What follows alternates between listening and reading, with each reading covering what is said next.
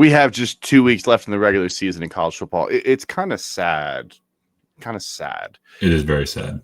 Very sad. Welcome back to the Walk on Red Shirts podcast. If you're not doing so already, make sure to follow us on social media. Make sure to rate and subscribe to the podcast wherever you follow us. Apple, Spotify, YouTube.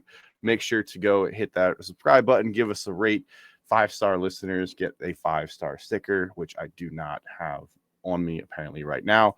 But you can get a 5-star listener sticker if you give us a 5-star rate or a 4-star. Maybe you're a 4-star listener like William says. There you go. Right there. Right there. If you're watching on YouTube, you can see you're a certified 5-star listener. Cash money. Cash money. Big news out of college football today. We're recording this Monday night. James Franklin is officially hired at Virginia Tech. What? I've been saying since the day he was fired that he made all the sense in the world of Virginia Tech. It took, I believe, 35 days, if my math is right. 35, it was either 33 or 35 days to get it done. Incredible move by Virginia Tech. Yeah, this is a math podcast, so we are some math heads. We both love to do math. We just do math as a recreational thing.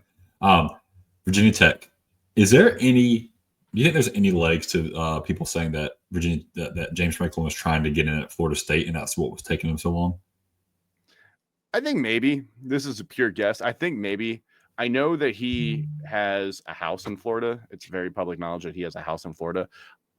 I'm wondering if he was trying to get that Florida State job. The question is, even if Florida State opened, would they have gone to James Franklin?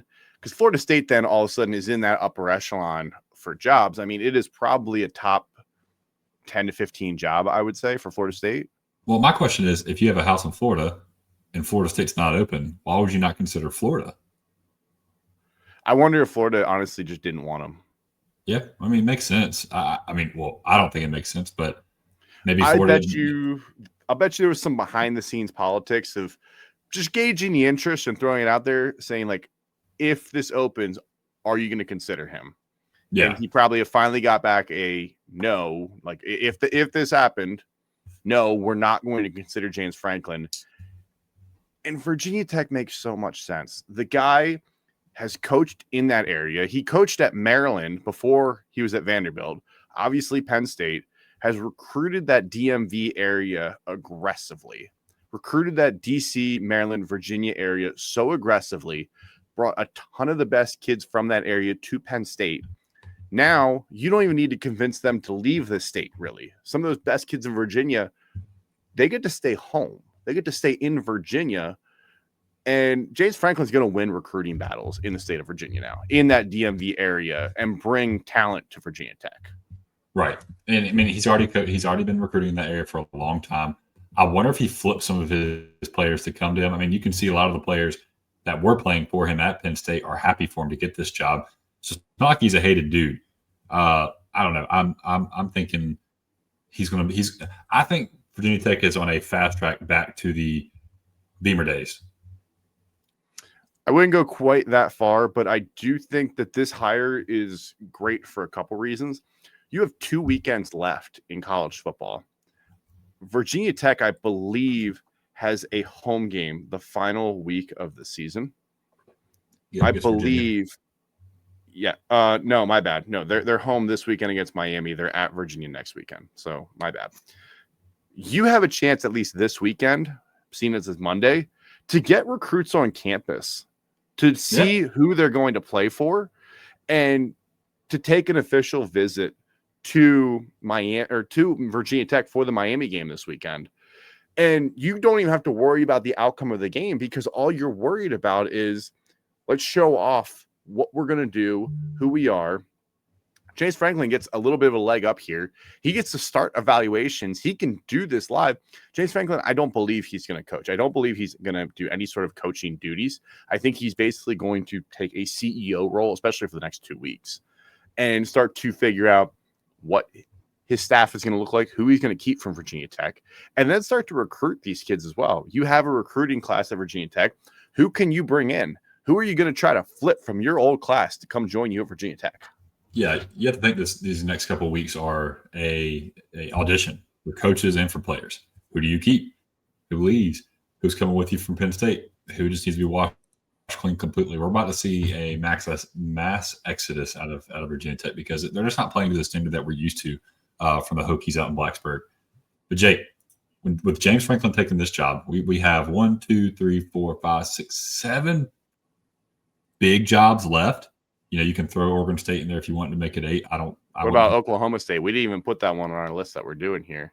You know what? Completely forgot about them. They have gone absolutely radio silent since the firing of Mike Gundy. I haven't thought about them for a second. So no, I didn't put Oklahoma State on there. Whoops. I mean, who do you think goes to Oklahoma State? Do you want to lead off with that, or do you want to lead off with the big dogs?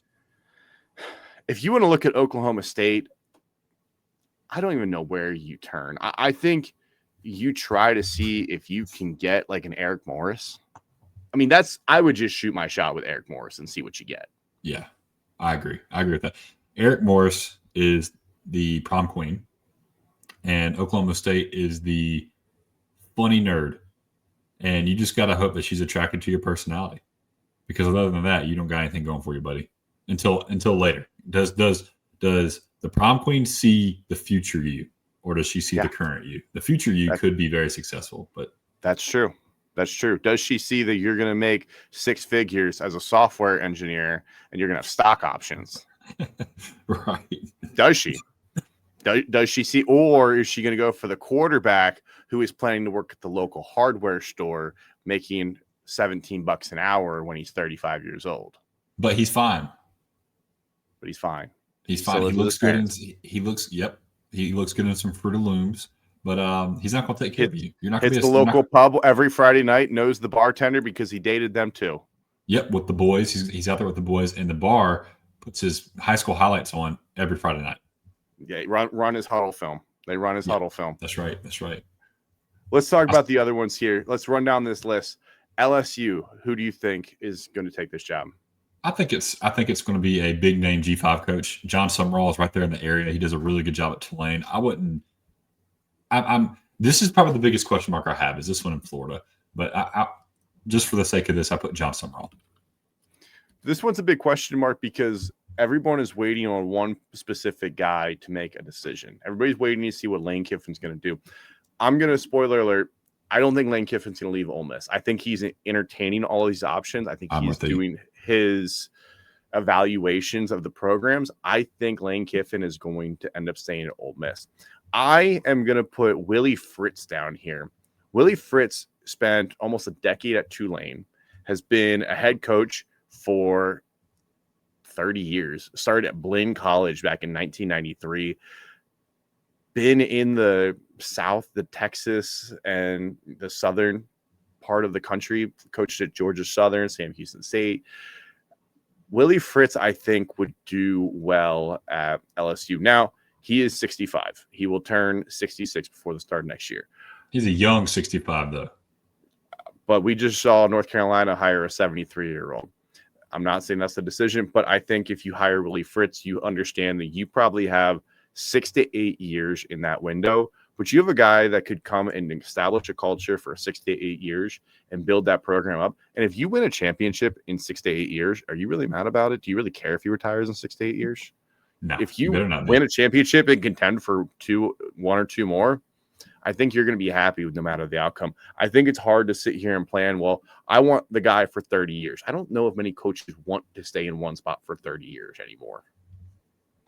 No. So, in this day and age, I think Willie Fritz, I would be shocked to see him leave Houston because I feel like he likes it there, and I feel like he's got them trending in the right direction with a bad quarterback. I agree, but I think if LSU comes calling, it's hard to say no. You don't hang up that phone. Next one here, Florida. I think this is the biggest wild card job out of all of them. I think Lane Kiffin could take it. I don't think he does, like you said, and like I agreed. I think Lane Kiffin stays at Ole Miss. I think Lane Kiffin's doing what Lane Kiffin does. He's making it a story. He's already addressed his team. I don't think he's going to go nowhere. I think Alex Golish is going to stay local. He's going to stay with the boys up in Gainesville and bring some of his. I think it's going to be a similar situation to Cignetti, where he's going to bring some of his G5 guys, and everybody's going to scoff at him a little bit. Even the boosters that are hiring might scoff at him a little bit, but hey, those are the same boys that just beat the bricks off of you in Gainesville, so maybe you should give them a chance.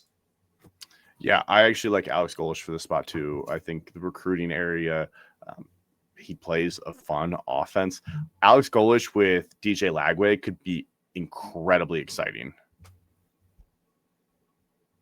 If DJ Lagway stays.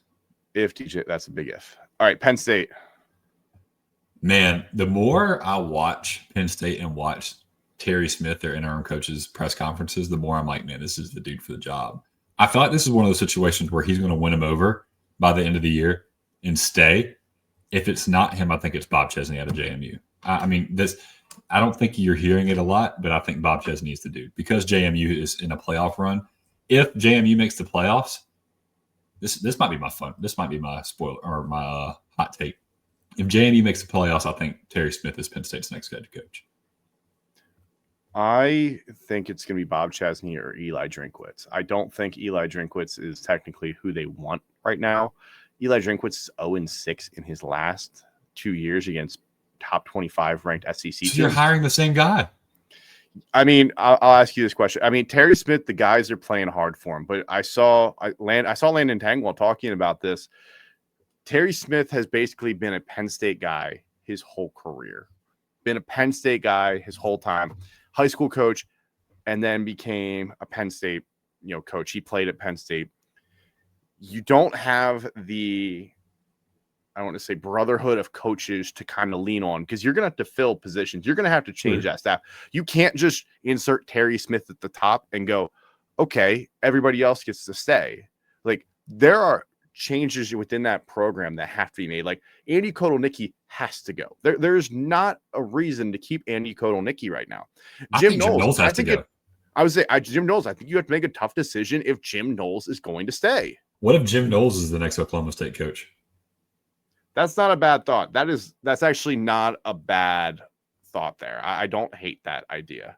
Jim Knowles could be an interesting candidate. He interviewed for Duke when Manny Diaz got it, so he might be an intriguing candidate there. I don't hate that thought. And he was there before he went to Ohio State, correct? He was. So he has ties to that area. He almost took the Oklahoma defensive coordinator job last year too. He was a candidate for that. So I don't hate that Oklahoma State one. I think Terry Smith, you have to replace your offensive defensive coordinator. You'll probably keep a handful of guys on staff.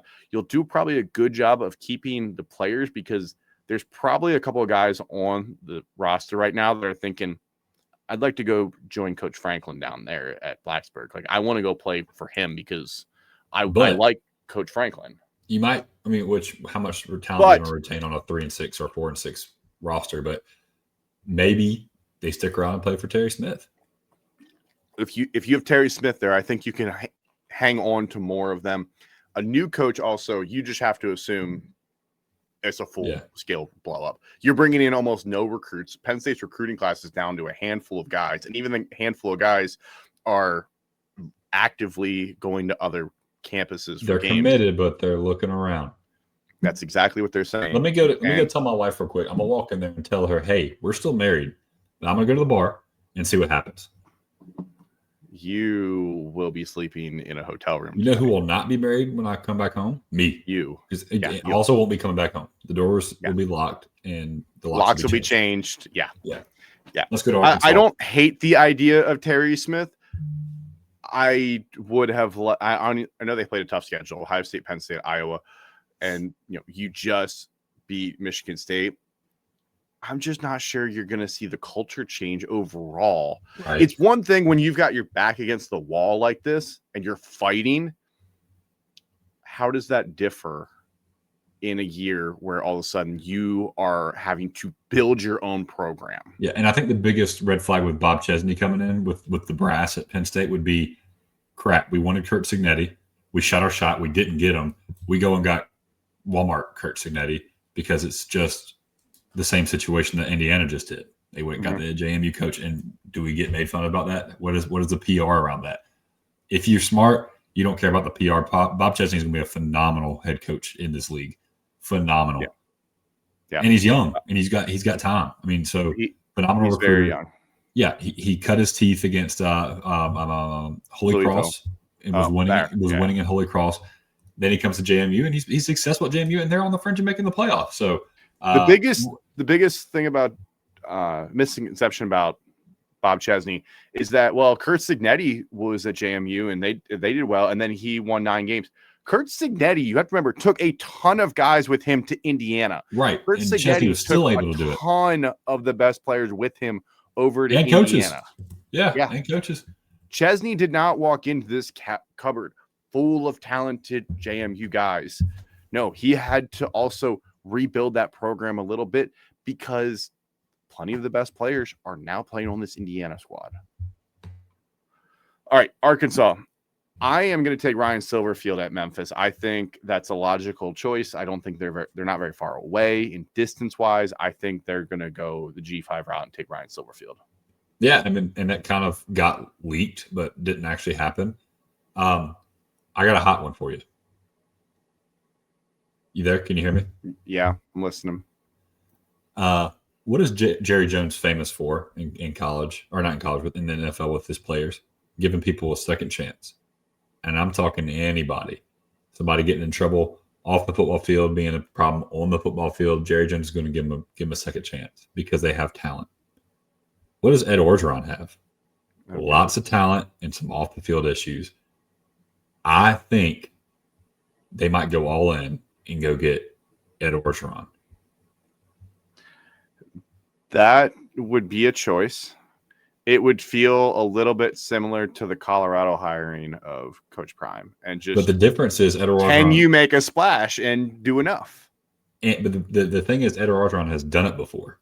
Yeah, and he let the limelight catch him, and he got fat, and he's admitted that he won the national championship, and then just rested on his laurels and started messing around with all these other different things, and realized that he got away from himself.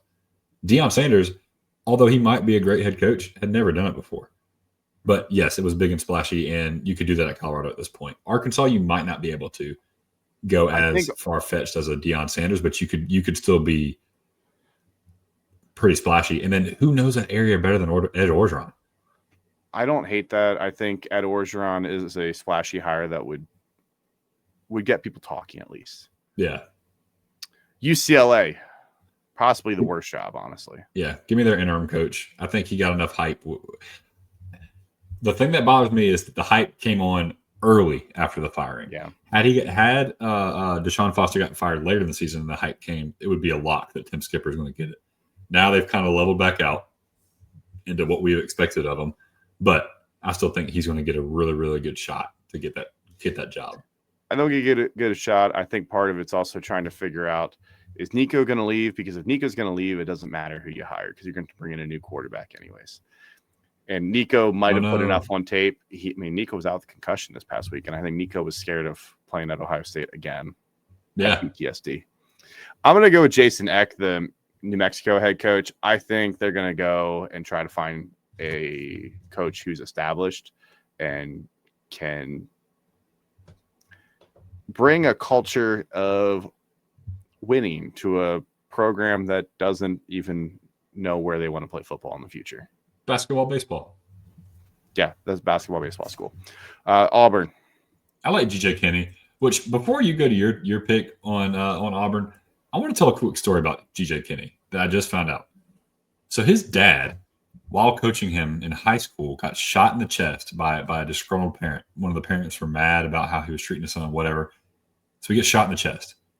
He's on the phone with one of his coaches who's at another school, and I guess calls the police, and little GJ Kinney, gets picked up by the police and told, "Hey, your dad's dead. Sorry, buddy." Well, turns out his dad, who had a 10% chance to live, was not dead. Came back. GJ Kinney finished that year of football, and then his dad got offered a job at Baylor, in a different part of Texas, obviously.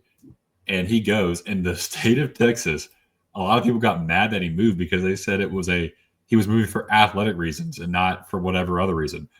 If I know anything, I think he moved because his dad got shot in the freaking chest, and because he got a job at a college instead of a high school.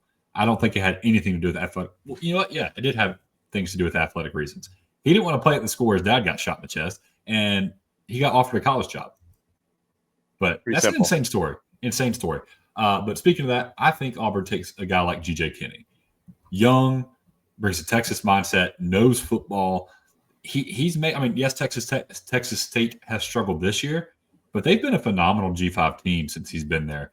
And I believe they were not G5. I believe they were FBS for the longest time, or FBS for the longest time, and have just recently become G5. Am I correct on that? When did they become G5? For Texas State? Yeah. It wasn't long ago. No, I don't think it was super long ago. I think they are in like their second decade is what I believe. Second decade. Okay, so a lot longer than I thought. But you're competing against Baylor. You're competing against Texas Tech. You're competing against Texas. You're competing against TCU. The list goes on. Oklahoma State. And you're still able to get big-time talent and win. So I think a guy like G.J. Kinney can go in there. He's used to recruiting as an underdog. What is Auburn doing? They're recruiting as an underdog in the state of Alabama. 2012. Dennis Franchione was their first FBS head coach. And then it was Everett Withers, Jake Spavital, and then G.J. Kinney. So, they haven't been in G5 that long. So you get a guy who's used to being an underdog, who comes into Auburn, who is an underdog, but on a bigger scale. You give him resources. I think the sky's the limit for G.J. Kinney. Their first coach as a Division II team was Jim Wacker. Great name.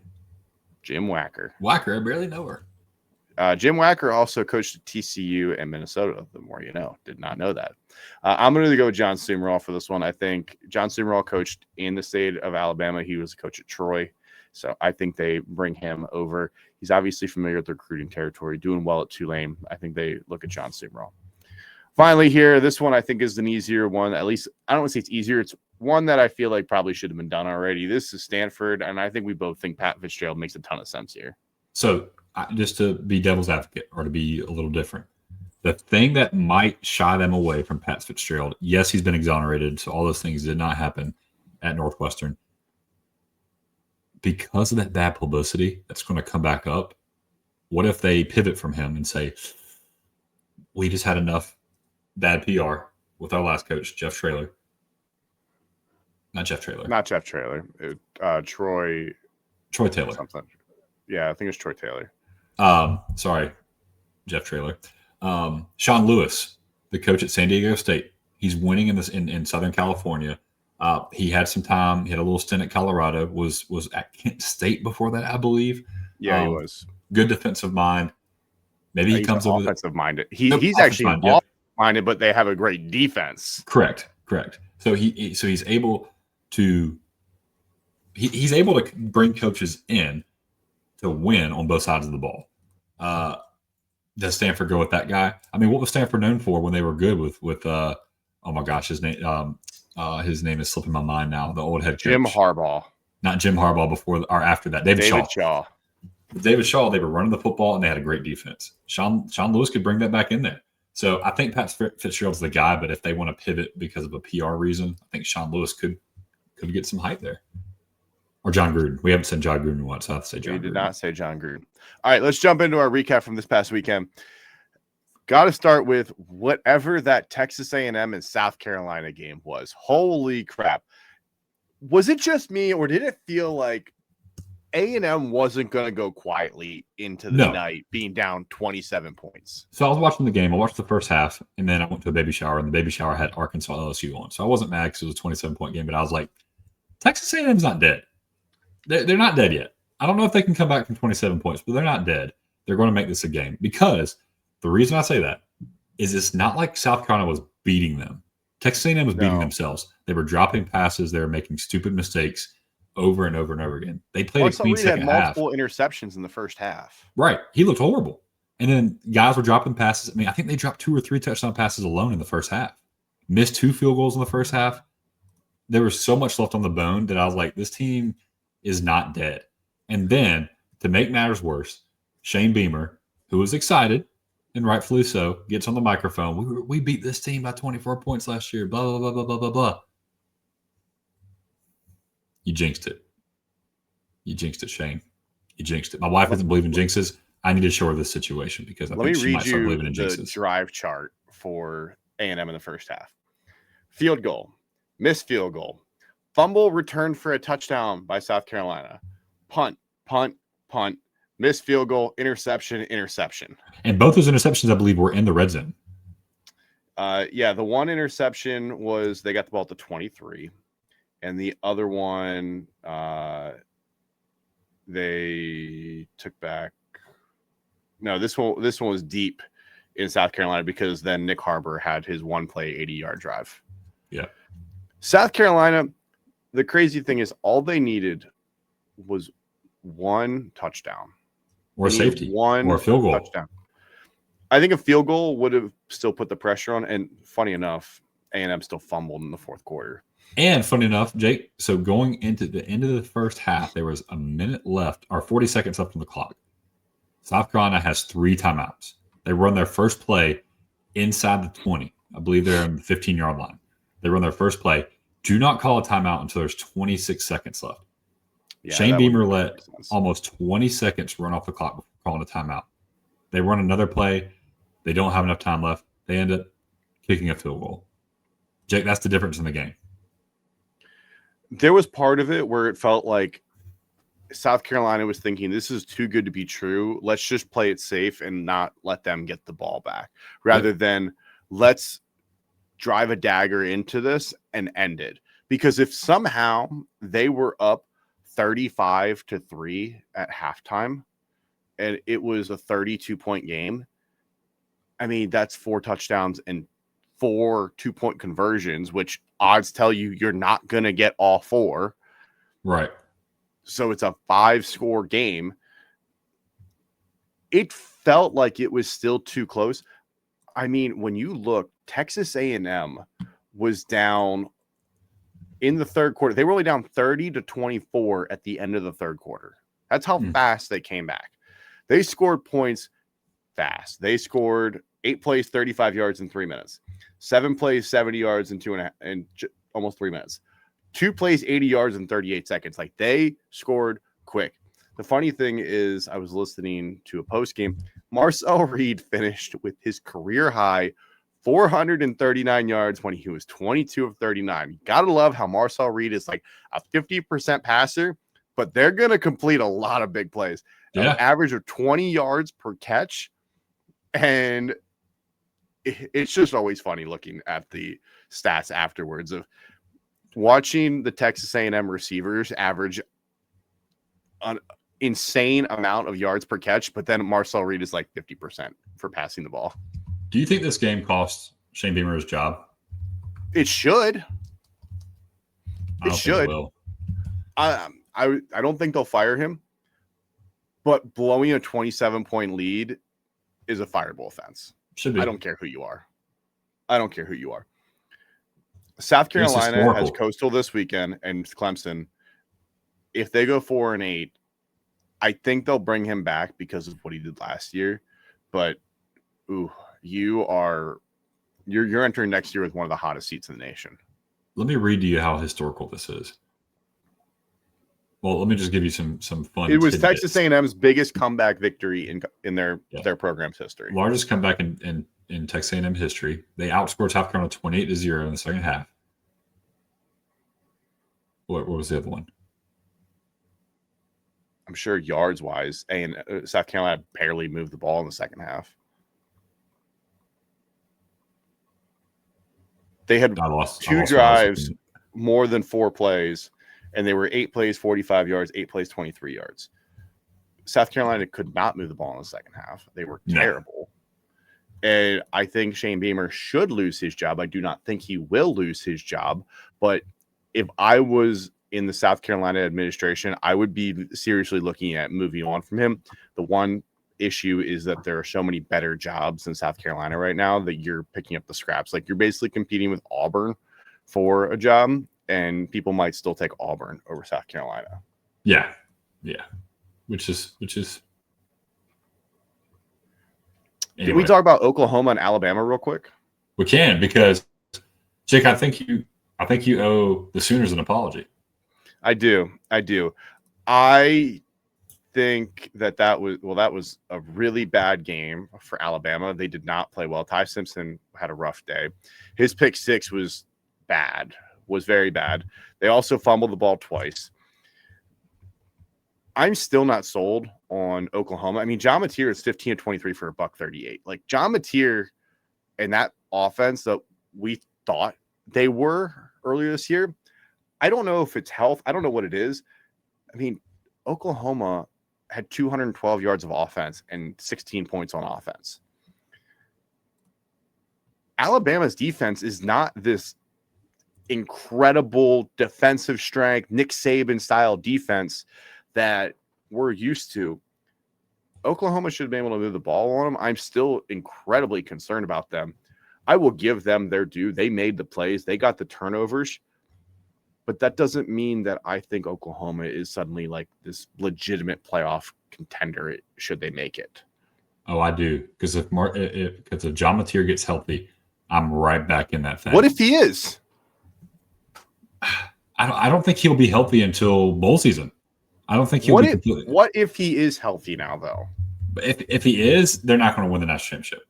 They're not going to win a playoff game. I think they will. I think they will because they'll get. I don't know. They'll probably be the second half. They'll probably be getting a 5, 6, 7 seed. Like Oklahoma would probably be a 9. Who could be a 5 or 6, 7 seed? You could get Notre Dame. I think they could beat Notre Dame. I would take Notre Dame right now. Notre Dame. That'd be a really good game. They could beat anybody in the ACC. I don't think the ACC would. The ACC is going to be the 11 seed, and the Group of 5 is going to be the 12 seed. BYU gets in. They're not beating BYU, or BYU's not beating them. BYU. Let's talk. We have this on here. I think the Big 12 is only getting one team in. I think they might get 2 now. I think BYU. Where's Oregon going? If Oregon wins this weekend, they're in. That's true. I think that's what you're getting about is, and the thing is, if USC wins this weekend over Oregon, all of a sudden USC is probably jumping BYU as well. Oh gosh! So well, let's talk about locks. Who are locks? I think Georgia's a lock. I think Texas A&M's a lock. I think Texas A&M's a lock. I think Ole Miss is a lock at this point too. Ole Miss has one game left against Mississippi State. True. Provided they win, they're in. Yeah, you're right. So that's 6 teams. I think Bama's a lock because they play Eastern Illinois and Auburn left. Bama, well, the one weird thing about Bama is they are in the driver's seat to make the SEC championship game. They only have one conference loss. So we're looking at right now Bama versus A&M.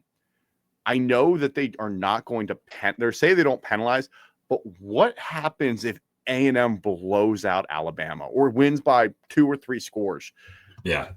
They can say they don't penalize them all they want. They watch the game and it's going to affect their biases. You got and Florida State needs to win out for Bama to be a lock. Florida State has to win out. When you talk about locks, you've got your ACC team of whoever that is. You're only getting one in. You've got Group of 5 team, whoever that is. You've got Ohio State and Indiana, I think, are locks. Yep. I think you've got Georgia, Ole Miss, and A&M. So there are 7 teams that I think are already locked into the playoff, leaving 5. Well, and I didn't even say a Big 12 team. There's a Big 12 team in there too. So you've got Texas Tech 8. Is a lot. I think Texas Tech can lose the Big 12 championship and still be in. I don't want to commit to that, but I don't think it's far off. I think you have 8 teams that are locked in, and here are your remaining teams who could still get in. Oregon. We'll start with the SEC. We got Oklahoma needs to win out. They have Missouri and they have LSU left, and if they lose either game, they're out. They're done. Missouri is going to be tough. But if they lose either one, they are done. Yeah. They do not have a clear path to the SEC championship game. Vanderbilt is sitting there with 2 losses. Vanderbilt, I think, going to be honest, I think brand is going to hurt them. Vanderbilt is not a big brand, and the lack of playing premier teams down the stretch, other than Tennessee, who they have next week, which if they blow out Tennessee, all bets are off, and I have no idea where we're going to go. They need things. Alabama, we talked about. Can Tennessee still make it? No, they have 3 losses. They have 3? Yeah, Tennessee has 3 losses. You're right. They lost to Oklahoma, they lost to Alabama, and they lost to Georgia. You're right. Yeah. So Tennessee's out. Tennessee doesn't have a chance. Big 12. I mean, Texas Tech is the leader right now. BYU still has BYU's in line to play Texas Tech again. The big question is what happens if BYU wins, because I think BYU's BYU in and then. Utah are the only other two teams in the Big 12 that can get in. I'm not even going to consider Arizona State, Cincinnati, or Houston. I know they could all play in the Big 12 championship. I'm not even going to consider them. They would need some chaos, and in theory, Arizona is still even alive in the Big 12, but that's not going to happen. Arizona has a 0.1% chance to make it. Big 10, yeah. Ohio State, Indiana are in. Oregon, if they win out, they're in. The problem is, I think if USC wins out, I think they're in over Oregon. I think whoever wins this game. Yeah, I think whoever wins this game is in. I think a 2-loss Oregon is probably out. Probably, but I think they would still be sitting on that fringe of just needing some chaos. Yeah. Michigan is still sitting there. If Michigan beats Ohio State, they're going to be in. That's just going to be a matter of the fact. Oregon and BYU. Go ahead, sorry. I would say if Michigan beats Ohio State, they're going to have arguably the best win in the country at that point. They're going to be in at 10-2. It's going to be an ugly 10-2, seeing as they barely beat Northwestern this weekend. But the other thing is Michigan might be in the Big Ten championship at that point too, and that would give them another game. Question is, if they lose into Indiana, what happens? There's a lot of weird things that they say they're not going to penalize people in the conference championships, but what happens when we have bubble teams that are in? How bad are they going to get penalized? Like, what happens if Ohio State loses to Michigan, but then Indiana knocks the doors off of Michigan? Yeah. I think Michigan would be out at that point. Like, if Indiana looks as good as they have in all these other games and wins by, I'll even be conservative and say 17 points. And you got to think about this. 10-3 team in. Two things you have to consider too. There's people that are evaluating this. What is the general consensus or perspective on these teams? And right now, Michigan's is not positive. Because I don't think a lot of people know they only have 1-2 losses. Michigan has 2 losses, and it's to USC and to Oklahoma, 2 teams in the top 15. Right. So they will not get any momentum until they beat Ohio State. Then they'll get so much momentum late that they're in. That would lock them in. So I agree with you on that. The thing about USC and Oregon is they need, whoever loses this weekend is out, right? Yes. But I think if USC beats Oregon, they still need a lot to go their way. I don't know if they're locked in because of their loss. They lost. No, they beat Illinois. Who beat USC? They lost to Illinois and they lost to Notre Dame. Right, which great loss. I think Notre Dame's a lot. Notre Dame's another team that, assuming they went out and they play Syracuse. They play Syracuse and Stanford. Yeah, they're assuming they went out, they're in because they're already in the top 10. They're not going to drop them out of the top 10. They're going to be a top 10 team. Let's go to the ACC. Oh goodness, that is a headache and a half. Well, here's the other thing: Miami's sitting here at 10-2, and Miami does not have a direct path into the ACC championship with their 2 losses because of all these other teams that only have 1.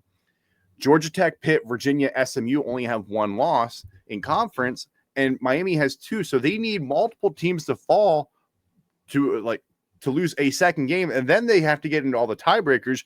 And I don't even know where these tiebreakers are going to fall because there's so many that are dependent on strength of schedule and strength of record. The only way Miami gets in, because you got to think they have 2 losses. Their losses are bad.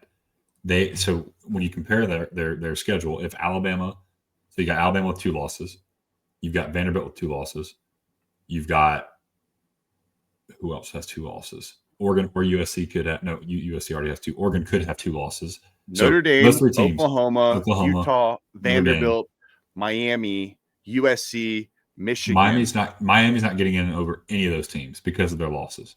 They lost to SMU and they lost to Louisville.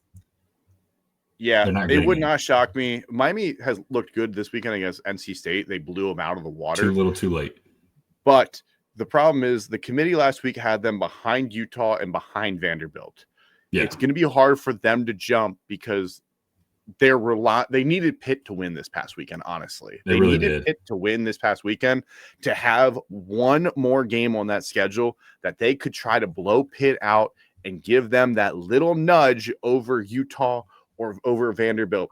But if Pitt is going to fall out of the top 25 like we expect, as they were sitting at 22, it's hard to anticipate them still being ranked after this past weekend. But Pitt can still get in. It makes it harder.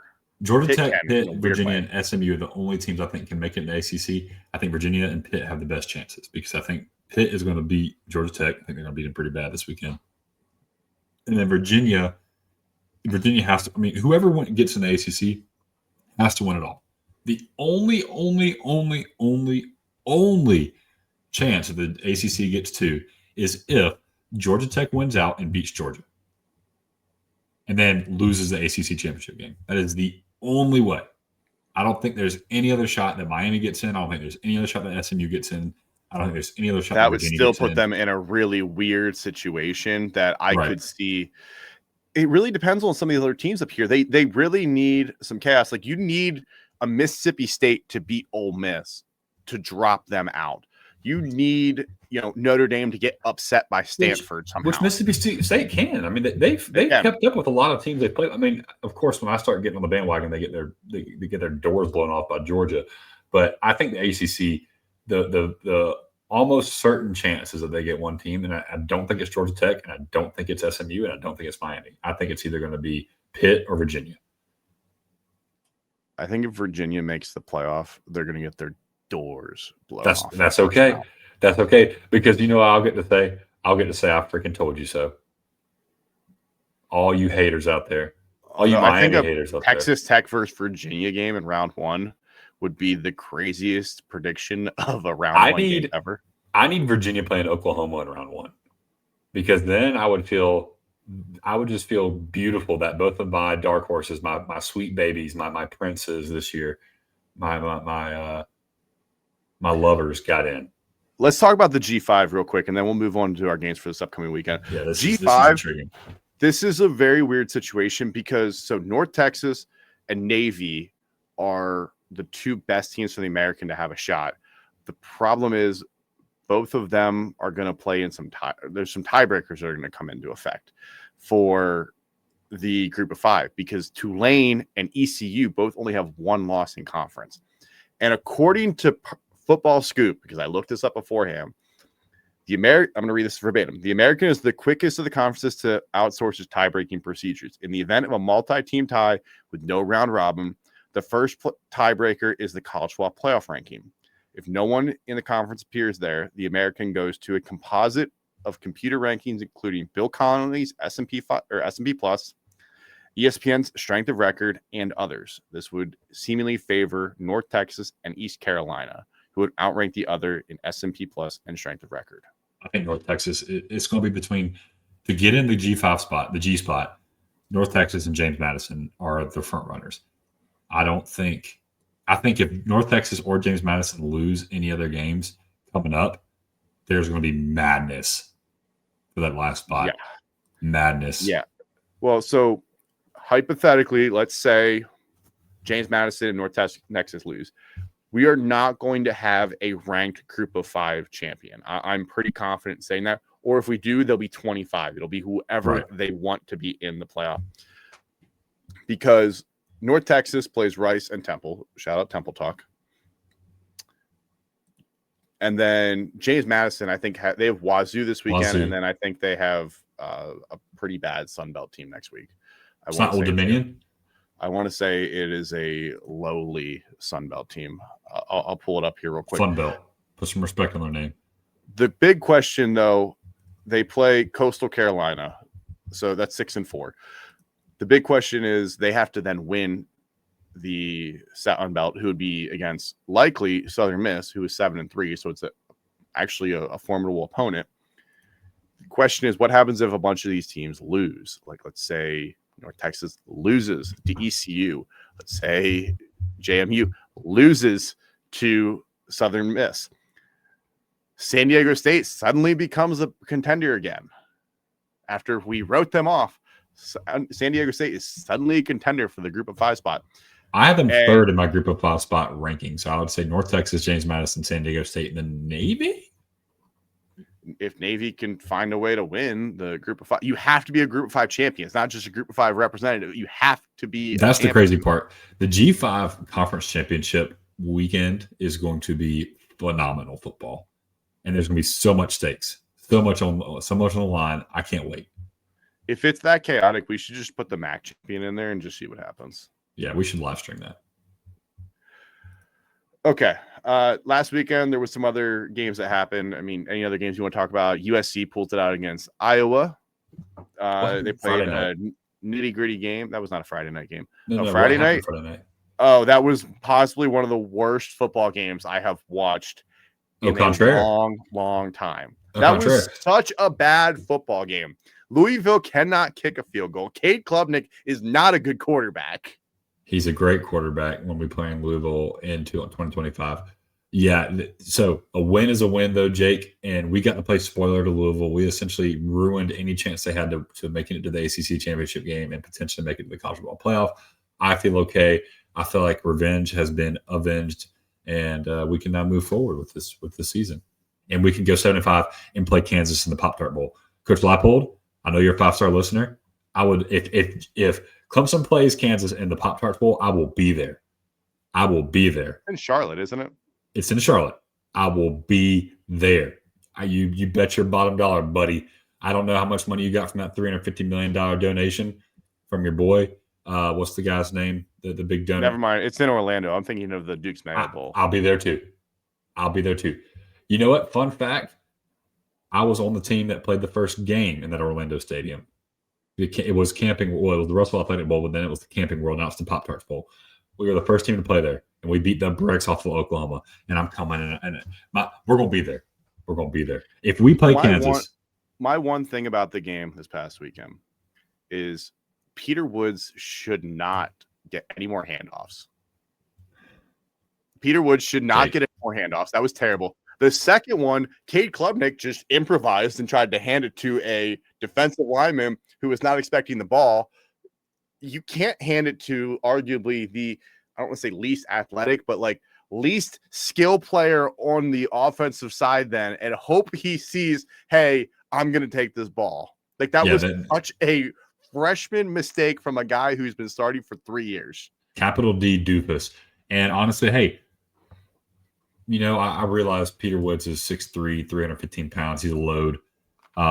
You know who else is a load? Adam Randall, who runs the ball every single game and is 6'2", 230 pounds. So whatever. We won the game. It's on to Cincinnati, baby. We got Furman this weekend. If we beat Furman, we are bowl eligible. That's all I care about. Bowl eligibility, baby. So we can play Kansas in the Pop-Tart. You and I have different goals for our team at this point. Yeah, well, we started with the same goal, and now we have very different ones. We gotta win the postseason. We still have that. That's still in our goals. We're good. Yeah. Let's get it next week. Let's talk about this upcoming weekend. Interesting slate of games. Not a ton of headliners. It's headlined by USC and Oregon. We got Pitt and Georgia Tech here, and then we're also going to discuss BYU and Cincinnati. A couple of games that are still having playoff implications here. Let's start first with USC and Oregon. Like we talked about earlier, this is an elimination game in our mind. If Oregon loses, they still have the outside shot to make the playoff. Depends how far the committee pushes them back. But they would almost certainly be behind USC at that point, who would get the nod over them. Jake, these are very similar teams. And, you know, we talk eye test. Oregon and USC played very similarly. They can both beat you through the air. USC is one of the best, if not the best, passing attack in the country. They both play have a decent running game. I would say Oregon's is better than USC's on paper. And then they both play decent defense. I think Oregon's defense is better than USC's. And I think that's what it's going to come down to. Yes, USC can pop off at any time. I think Dan Lanning is going to be able to take it to this USC team. And I think Dante Moore is going to have a really good game. I think this is going to be the biggest test that USC has faced since playing not Indiana. Notre Dame. Notre Dame, thank you. And I think Oregon's a better football team than Notre Dame is in passing the football and then defensively. So but Notre Dame's got Jeremiah Love. Notre Dame's got Jeremiah Love, and who can hit that spin move and not even lose any speed. That was beautiful. But the thing is with USC is they have so much talent at wide receiver in just Mekhi Lemon. You can stop right there and you can say, wow, that is one of the best receiving cores in the country just because of Mekhi Lemon. He's phenomenal. Jacoby Lane's pretty darn good too. Jacoby Lane is good, but Mekhi Lemon, like just him alone, like he is fantastic. Jacoby Lane is fantastic. And then, but you go over that Oregon side of the football, and the way they're able to run the football, I think is going to give USC so much trouble. So much trouble. And then the Oregon defensive line has just been hitting their stride here lately. I mean, they don't win games against Iowa. They don't. Oregon is not built to beat Iowa, and they went and they somehow pulled off a victory in the rain in Kinnick, and you don't do that. You don't do that as Oregon. So that team proved a lot to me about their toughness that USC still hasn't been able to do, because USC took the belt from Illinois. Yeah, to me, this is about the Oregon run game, because Iowa ran pretty well on them last week. Now, USC has won a couple of these like gritty games this year. They beat Nebraska this way. They beat Iowa this way. It looked like they were going to try to do that against Illinois, and then Illinois got the win. They just blew out Michigan earlier this year. They didn't even contend with a rushing attack. They just beat Michigan's pass defense. Oregon has a way better pass defense than Michigan does. To me, when I look at this, it comes down to, like you said, it comes down to Oregon's running backs. It comes out to Deer Hill, Noah Whittington, Jordan Davison. Like, what are they going to be able to do to stop this rushing attack? Jaden Maeva has had a very up and down season. He was well under 50% against Nebraska, and then they won that game. But there was also a little bit of a weirdness because Dylan Raiola got hurt in that game. Dante Moore is Dante Moore the first or second best quarterback they faced this year? Because CJ Carr, it looks pretty darn good right now. I think we'll find out this weekend. Because CJ Carr looks pretty darn good. Dante Moore has had some really good moments. He also has struggled at times. USC has to find a way to win the line of scrimmage. You've got to find a way to get the ball to Mekhi Lemon and Jacoby Lane. You're getting the run game going with King Miller at times. You don't need King Miller to go for $125, but you need King Miller to be able to get you 5 or 6 yards when you need it. Right. And I don't think they can do that consistently against this team. And the biggest thing that we haven't talked about is this game is at Oregon. It's in Eugene. And this is a rivalry game. Historically struggled in the state of Oregon. Right. They really have. Go back to when they played Oregon State. What was that? Anyway, they have struggled. They had a losing streak in the state of Oregon. It was like over 5 or 6 years. Every game, because they would either play Oregon or Oregon State, they had a losing streak of a handful of years losing in the state of Oregon. Yeah, there's still a rivalry there. Lincoln Riley's still trying to establish the culture there, surprisingly. And Dan Lanning, I think, has done enough to be able to put this team ahead of USC. And, man, like we talk about Mekhi Lemon and Jacoby Lane, let's not forget about DeCorian Moore, who could take the top off the defense at any point. It has done that. And my favorite player is DeCorian Moore going to play this weekend? That's going to be huge. That's going to be huge. If he does, I think Oregon can take the belt to him. The tight end. Defending Kenyon Sadiq is going to be what I wanted to bring impossible. Up. And that's going to be the X factor in this game. And this is why, spoiler, I'm picking Oregon to win and cover this weekend, because Kenyon Sadiq brings that extra layer of physicality that USC hasn't faced this year. Yes, it's tired to say USC isn't a physical team. They are a physical team. I don't want to say that. But Oregon has better adapted to the Big Ten style of play. Oregon has been able to beat teams in multiple facets, which USC has as well. I don't want to take that away from them. They beat Nebraska by almost solely running the football because they could not pass the ball. I think Jaden Maeva had 120 yards passing in that game. So they have shown you that they're multidimensional. Oregon is better at being multidimensional. Yeah, I agree with that. I'm also skeptical of Jaden Maeva being able to do this against an elite defense. Yeah. While I don't think Oregon is the whatever Alabama team that was that they were scoring every game, that defense was scoring every game, I do think Oregon has a stingy defense that will give Jaden Maeva some struggles. And I'm not sure how confident I am in Jaden Maeva right now to be able to put the game on his shoulders. Yeah. Let's jump over to Pitt and Georgia Tech. This is a game we talked about with the ACC. The ACC championship and the whole complexity for the ACC is in a incredibly weird spot. But remember, last week's game for Pitt did not matter, according to Pat Narduzzi. They could lose by 100 points, and it doesn't matter. There's some weird tiebreakers that even if Pitt wins out, they're still not guaranteed a spot in the ACC championship. I do believe they are behind SMU and Virginia in terms of the tiebreakers. Currently, they're ahead of SMU in tiebreakers. But this could be wrong. This is Fox I'm looking at, and they have the tiebreaker over SMU because of points 4. So, hold on, let me pull. So right now it's Georgia, Virginia, Pitt, SMU, Miami. There's a website that I'll show you here. I got to find it, that goes through conferences and to try to figure out the conference champions, because you can simulate the championships for each one. I'll find it, but I ran a bunch of scenarios and to see who would make the ACC championship. And according to this one website, which of course I can't find at this point because I cleared all my cookies and all my stuff to make my laptop faster, can't find it now, but they would be behind. What do you think the key to this game is, though? I mean, it's the run defense that we were talking about with Pitt playing Georgia Tech or with Notre Dame last week. That didn't really show up. I think they played better than the scoreboard alluded to defensively, but I think having to stop Jeremiah Love is just near impossible. Now, Georgia Tech, great rushing attack. However, they don't have Jeremiah Love on the other side of the football. They have Haynes King, who's great, and they have Jay Haynes.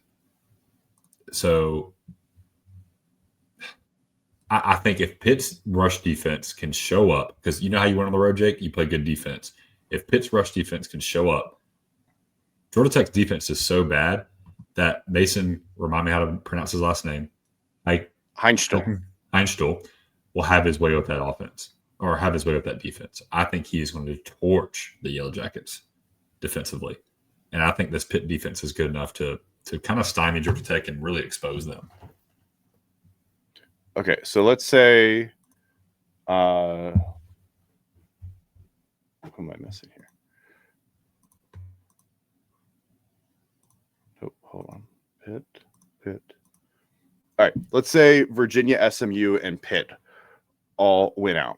So Virginia would be the 1 seed because against SMU, let's see. They would be the 1 seed because they're above Pitt based on the record versus common conference opponents played equal times. So Virginia and SMU are 1-0 against, and apparently Pitt did not win. And then Virginia is above SMU based on conference opponent win percentage. And SMU is above Pitt based on record versus common opponents all played equal times, which I don't know who that opponent is. I want to headbutt a rusty nail. But it's whoever Pitt lost a game somewhere where Louisville. Is that who Pitt lost to? Pitt lost to Louisville, yeah. And so if SMU beats Louisville, that's the tiebreaker. Yeah, so SMU and Virginia both beat Louisville, and Pitt lost, which is why Pitt would be the 3rd seed. So Pitt Couldn't also imagine losing needs Louisville. Don't know what that looks like. SMU or Virginia to lose a game, which, if this tiebreaker is correct, this is on bball.notnothing.net. If anybody wants to, no way you get hacked on that website. No way. But you can run scenarios for any conference, so it's kind of fun because I was doing it for a bunch of different conferences. So there's actually a way for it to happen. To me, this game is, how does Pitt bounce back? Because you just got absolutely blasted, and Jeremiah Love went wild. You made a bunch of mistakes. Pitt made a ton of mistakes against Notre Dame where were avoidable, and Notre Dame took advantage of it. You know, they had chances, and to keep it close. Pitt wasn't going to beat Notre Dame. It was pretty obvious early on that Notre Dame was the superior team. Haynes King is averaging like 400 yards of total offense his last 3 games. So Insane. how do you control his rushing attack? If you can limit him to only throwing the ball, we've seen that he can be hit or miss. He is not an incredibly accurate passer, but when he runs the ball, that's where he becomes a dynamic threat. Yeah, and if he starts limping, the game's over. You're screwed. If he starts limping, I mean, that's like superpowers to him. Yep. Go ahead and wrap it up. But I think this Pitt team is going to bounce back. I think the linebackers for Pitt are just phenomenal football players. I think Desmond Reed is going to have a hell of a game. I think Pitt offensively puts so much pressure on Georgia Tech that the defense is going to be able to play just fine, and Georgia Tech is going to be forced to have to the ball and kind of play uncharacteristic football. I almost just think last weekend the moment was too big for Pitt. You had college game day, Notre Dame's in town. You've got a freshman quarterback out there.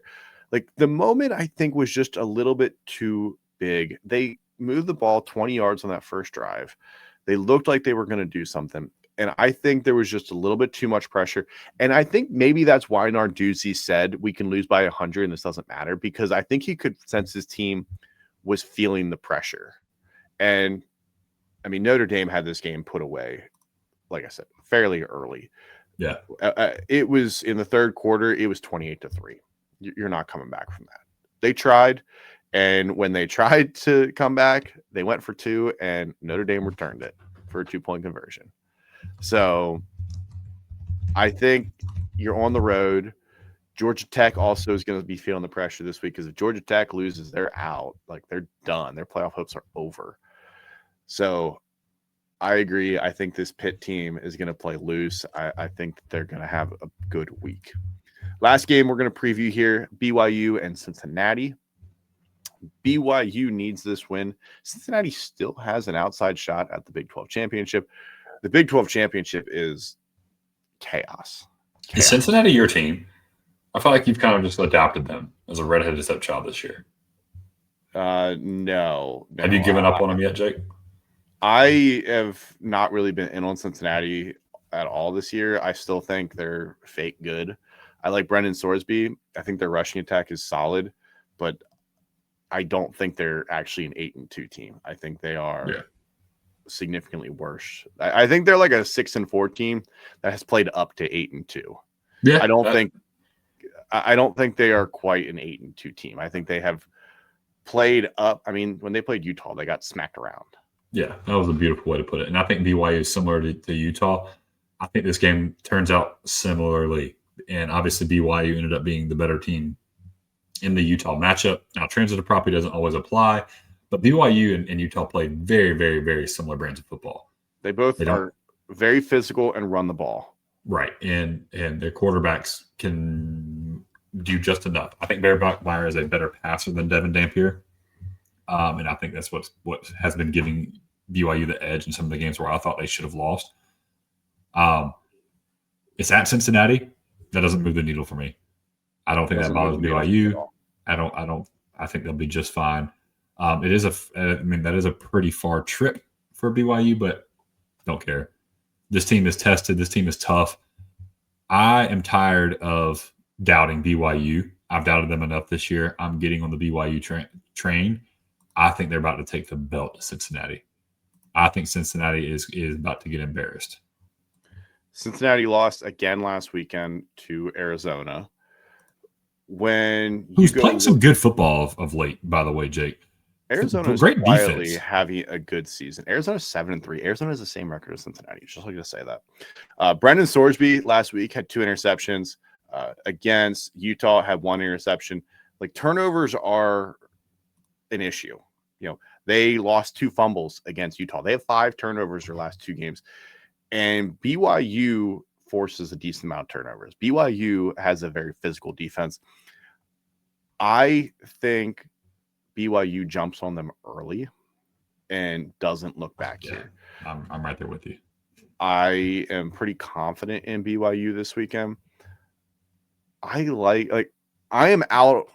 Let me rephrase this. I was out on Scott Satterfield as soon as he got to Cincinnati. I'm still not a big Scott Satterfield guy, but he has vastly improved the team from where they were a year or two ago. Yeah. After you had a very significant setback after Luke Fickell left, you have built them back into a reputable program where they are more than just middle of the road. I mean, they were in the top 25. I didn't have Cincinnati being a top 25 team on my bingo sheet this year, but they have a good team. You lost to Arizona last week, who is a better team than people give them credit for. Noah Fafita is still in college. I don't know how, but Noah Fafita is still playing college football. And people aren't paying attention to Arizona because they fell off pretty hard last year after Jed Fish left. But Arizona is a better program. I think that the Cincinnati is spiraling, though. They've lost 2 in a row. You looked like you might be a possible playoff contender. You had won, 7 in a row. Now you finish with BYU and TCU. I think Cincinnati actually loses both of their last 2 games, and they finish 7-5. Yeah, as the great sage Justin Black says, water always finds its level. And I think Cincinnati's water level is way up here, and it's finally starting to come down to where it's supposed to be. I agree. I mean, I said it felt like they were a 6-4 team playing at 7-3 because I said 8-2, but they're 7-3. I would think that they're more of a 6-4 team where law of averages, they would go 1-1 here, but I think they're going to lose both. So I think they're going to finish 7-5. Spoiler alert here. All right, let's jump into our Gridiron Spice Spiciest Take of the weekend. Just like bold college football hot takes that we always tend to have, Gridiron Spice brings bold flavor to every meal. It's perfect time, especially heading into Thanksgiving. You got to season that turkey up. We are not doing any sort of bland seasonings. We are adding spice to our turkeys this year. If you're just doing salt and pepper, we really got to talk about what you're putting on your turkey. Like, your turkey needs more seasoning, more spice. Yeah. Use the Varsity Blend, the Fiery Hot Route, Cajun Inspired Go Long. I don't care which one you use. You got to be putting one on your turkey. They're perfect for game day. They're great for Thanksgiving. Head to gridironspiceco.com. Use code WALKON for 10% off your order. Gridiron Spice, where football meets flavor. Except they don't meet our hot takes because our hot takes last week were terrible. I said Bama would beat Oklahoma by 3 scores. No, they were rigged. They were rigged. And William said that TCU would beat BYU, and BYU is still whipping that belt. Yeah. That was this week, though. This week, I'm going a little bit different here. I'm going with a specific player for this one. Kevin Jennings. Kevin Jennings plays Louisville this weekend. SMU. Big game for the Mustangs. I have secretly been pushing SMU propaganda all season long. Just subtly. Kevin Jennings has 400 total yards and 4 touchdowns this weekend. I like that. Kevin Jennings does not have a single 400-yard game yet this year and only has 1 4-touchdown game. It is not a hot take by saying that he will, or it is a hot take by saying he will do that because he has not accomplished it. It's not a guy who does it every weekend. He's going to have 400 yards and 4 touchdowns and beat Louisville this weekend. And Louisville's weak pass defense got a little banged up against Clemson as well, so wouldn't doubt if that happens. And honestly, Clemson left a lot on the bone. I think we had 6 drops against Louisville. So SMU and the Mustangs don't do that. I think Oklahoma beats Missouri by 3 scores. This just seems like a game where Brent Venables might be back. Okay, that might make it better because honestly, I'm forgetting the quarterback's name. He looked pretty good last week. Yes, he looked pretty good last week. So, but I think Oklahoma is going to rise to the occasion. I think the defense is too good. I think Missouri's defense is phenomenal, but I think they're going to be on the field the entire game because Oklahoma's defense is just going to get after whoever's playing quarterback. If it's Bill Prabula and he's able to be healthy, he won't be healthy much longer. You're not worried about Ahmad Hardy going for 300 yards again? No, not against Oklahoma. Ahmad Hardy is phenomenal, and he's going to win his matchups. It's going to happen. But I don't think it's going to be enough. I think Oklahoma's able to beat him by 3 scores. That 3 scores to me could be 17 points, but it's still 3 scores. Okay. I will disagree with that, but I think we'll get to this, but 3 scores is a lot for 2 teams. I'm willing this one into existence because I need this game. I need this game. All right, the walk-on weekly 10 presented by Battle Bets. So college football just got a whole lot better. You still got a couple weeks left Forget Vegas, forget risking real money. You can play in your own leagues on Battle Bets. I think they've added other sports to their website too. So here's how it works. You create your own league. You get fake money. You get to bet on all the biggest games. You track your live bets and watch all the action. The best part, it's not just for bragging rights. Plenty of leagues have real prizes. You can stack points over the season and prove you are the sharpest bettor of your group and take home the prize. It's free. It's fun. It's built for all sorts of sports fans just like us. So hop in now. Make sure to click Walk On Red Shirts as your referral and join Battle Bets today. Not the best week for the boys last week. We both went 4-6, but it's a big bounce back week for us. Big bounce back week. Huge bounce back week. Especially as I go and try to clinch the season. 2 weeks left, and I have a 9-point lead. If I win one game more than you, it's over. 2 games. If I go one game, are you going to pick every opposite matchup of me next week? I will have to. Okay, then I'm going to pick Clemson to cover next week. You piece. That's just wrong. That's just wrong. All right, give me Michigan. I mean, that's fine. I'm probably going to take Michigan. I'll be being honest. I'm going to take Michigan to cover probably. I'm just kind of used to it. You're a scumbag. That's all you need to know. I hope I win one more than you. So that way you have to pick every opposite game and hope I go 0-10. Do you know how I can't even think about that. That's not going to happen. I'm catching you this week. Okay. All right. First game here on the list, we're going to do Washington State at James Madison. James Madison is a 13.5-point favorite this weekend. Oh, you switched up. Okay, sorry, you're at the bottom. I got James Madison. Washington State. James Madison's fighting to get into the playoff. They're going to rise to the occasion. Bob Chesney's going to have this team prepared.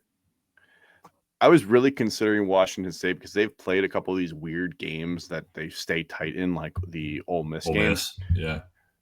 But I think Washington State's the end of the season. You can think they're going to play spoiler, but you got to go the whole way across the country again. You've had to do it a bunch already this year. Washington State's tired. I'm going to take James Madison. They're fired up. They know what's at stake. They've got to win convincing because now you're competing against like a North Texas team who doesn't have any quality wins as well. But if you can go and beat Washington State, who still has a bigger perception than what they are right now, I think that might do just a little bit extra for them. Second game here, Baylor at Arizona. Arizona's 6.5-point favorite this weekend. God, the thing that moves the needle for me on this game is Baylor relies heavily on the passing game. Are we going to see Arizona, like 800 passing yards between Noah Fafita and Sawyer Robertson? That would be insane. But Arizona's pass defense is actually better than people will think. And I think that's going to be the difference in this game. And it's at Arizona. Arizona's building some momentum.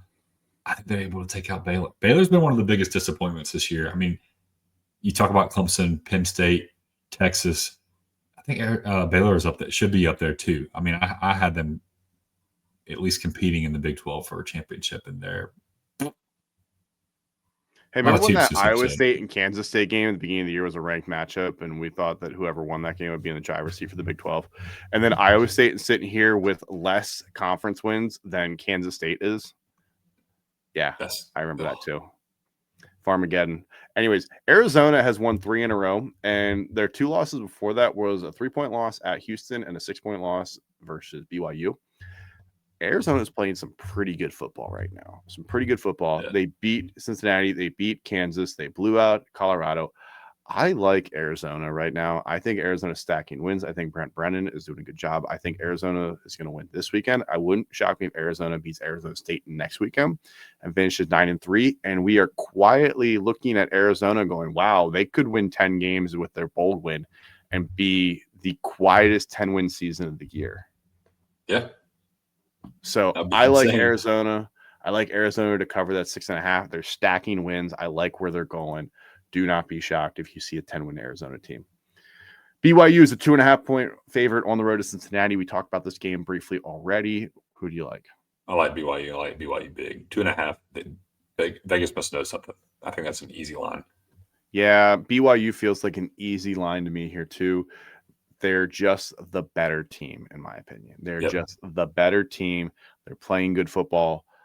And Cincinnati's lost 2 in a row. It's hard to think that all of a sudden they're going to bounce back and beat a top 15 team in BYU. You I know what also BYU don't stands think you're for? going to have the energy. You're not going to have the energy as you would have if you won one of your last 2 as well. You know what BYU stands for? Beating you again? Well, that's BYA. What? Well, I was going to say beat your urethra, but I'm going to say beat your ursal, which is the Latin word for bear. So I won't say the beat your urethra because that would be weird to say on a podcast. It's also BYU, and I don't think they do that. No, they're going to beat the other team's urethra, like beat them. Oh, punch them right in the urethra. It's probably not allowed in the honor code. Respectfully, probably outlawed in their honor code. But no, just don't drink caffeine while you do it. You're good. Fair. Tennessee's a 3.5-point favorite on the road at Florida this weekend. Who do you like? I don't believe in this take it all, but let me take Tennessee. I got to go different from you. I think Florida's defense has been playing phenomenally. I thought they looked really good against Ole Miss. I think in the battle of mistakes, Joe Aguilar loves to make mistakes, but he also likes the big play. DJ Lagway likes mistakes. Don't really have a guy that's going to move the needle for me offensively for Florida. So give me Tennessee to come out there and win this one because of their offense. I don't understand this Florida team because they took it to Georgia. They got blown out by Kentucky. They took it to Ole Miss. Logically, it says they're going to get blown out by Tennessee, but I don't know. I think Billy Gonzalez has got them playing hard. I don't understand some of the play calls. I don't really understand why they do some of the things they do. Their play call on 4th down in 4th and 9 from their own 11-yard line, instead of going for 12 yards, they went for 45 yards and to triple coverage. Yeah, I don't know what that was about. Smart move. But whatever. It didn't work. They weren't making it anyways. I'm going to take Florida here. I don't know why. I just have a gut feeling that Florida's going to play them tough. I think Florida might win this game. It's at home in the Swamp. I think that this is just a weird game where we look back and go, how did Florida win that? Yeah. Why was Florida in that game? Like, it wouldn't shock me if this is a weird game where Florida wins by like 17 points and we look and go, where was this Florida team all season? Yeah. So wouldn't shock me. Boot Carter's not playing for Tennessee. He's going to the transfer portal. Not that he's played a ton this year, but just another guy that's out. All right, next game here on the list. We've got Louisville going to SMU. Who you like? Give me SMU. Give me SMU. I think SMU, their offense is getting better and better. Kevin Jennings is Kevin Jennings. Louisville played probably one of the worst games of football on the planet last week against Clemson. The kicker broke his record for career long, then proceeded to miss a 46 and a 50-yarder. And an extra point. Which ended up costing them the game. So, and it wasn't blocked at all. We'd still be here if that game went to overtime. I'm just saying. You're absolutely right. So give me SMU just to stomp Louisville. Well, I said Kevin James can have 400 yards and 4 touchdowns, so I think it'd be even bolder take if I said 400 yards, 4 touchdowns, and all lost. In Louisville. So I'm going to take SMU to win. Another thing from that game, too, is Louisville relies heavily on the running game, and SMU has a very, very good rush defense. Yes, they do. I'll be interested to see how they try to expose the SMU pass defense. I also wonder if Louisville is going to be a little beat down because their playoff hopes are officially done. Pitt at Georgia Tech. Georgia Tech is a 2.5-point favorite this weekend at home. I almost made this my spicy take. I think Pitt beats them. I think Pitt beats them by at least 10. So obviously I have Pitt covering. I'm taking Pitt as well. I think there's something with this line that we don't know. This is a little bit of a confusing line. 2.5 points. You sure you want Georgia Tech? No, I kind of want Pitt here. I think that they bounce back. I think Pat Narduzzi gets his guys right. I think he was on to something. I don't like his messaging, but he was on to something with understanding that the task I handed with Notre Dame and trying to win the ACC. All right, TCU versus Houston. Houston is still alive in the Big 12 championship. It would take a lot for them to make it, but they are still alive.